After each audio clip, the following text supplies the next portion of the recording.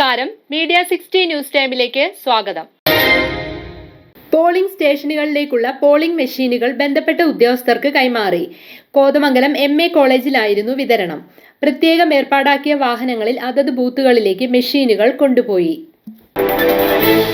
നിയമസഭാ തെരഞ്ഞെടുപ്പിന്റെ ഭാഗമായി പോളിംഗ് സ്റ്റേഷനിലേക്കുള്ള പോളിംഗ് മെഷീനുകൾ വിതരണം ചെയ്തു. കോതമംഗലം MA കോളേജിലായിരുന്നു വിതരണം. ട്രൈബൽ ഏരിയകളായ വാരിയംകുടി, താളുകണ്ടം, കുഞ്ചിപ്പാറ, തലവച്ചുംപാറ എന്നീ പ്രദേശങ്ങളിലേക്കുള്ള പോളിംഗ് മെഷീനുകളും കോതമംഗലം നിയോജകമണ്ഡലത്തിലെ മറ്റു പോളിംഗ് ബൂത്തുകളിലേക്കുള്ള വോട്ടിംഗ് മെഷീനുകളും ഇലക്ഷൻ ഡ്യൂട്ടിക്കായി നിയമിച്ചിട്ടുള്ള ഉദ്യോഗസ്ഥർ കൈപ്പറ്റി. തുടർന്ന് പ്രത്യേകം ഏർപ്പാടാക്കിയ വാഹനങ്ങളിൽ കയറ്റി അതാത് ബൂത്തുകളിലേക്ക് കൊണ്ടുപോയി. കോതമംഗലം നിയോജകമണ്ഡലത്തിൽ 191 പോളിംഗ് ബൂത്തുകളാണ് ഉള്ളത്. എറണാകുളം ജില്ലയിലെ 5 വിദൂര ബൂത്തുകൾ കുട്ടമ്പുഴ പഞ്ചായത്തിലാണ്. വാരിയം, തേര, കുഞ്ചിപ്പാറ, തലവച്ചുംപാറ, താളുകണ്ടം എന്നീ ഉന്നതികളാണ് വിദൂര ബൂത്തുകൾ. ഇതിൽ വാരിയം ഉന്നതിയാണ് ഏറ്റവും ഉൾഭാഗത്തുള്ള ബൂത്ത്.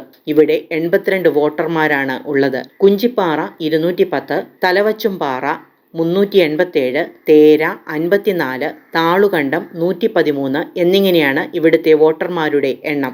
ദുർഘട കാട്ടുപാതകളും വന്യമൃഗങ്ങളുമുള്ള ഈ ബൂത്തുകളിലേക്ക് എത്തുന്നത് പോളിംഗ് ഉദ്യോഗസ്ഥർക്ക് എന്നും ഒരു വെല്ലുവിളിയാണ്. ഈ വിദൂര ബൂത്തുകളിലേക്കുള്ള സാമഗ്രികൾ ജീപ്പിൽ കയറ്റി ബ്ലാവനയിലെത്തിയ ശേഷമാണ് മറുകരയിലെത്തുന്നതെന്ന് പ്രിസൈഡിംഗ് ഓഫീസർ അജു ശിവൻ പറഞ്ഞു.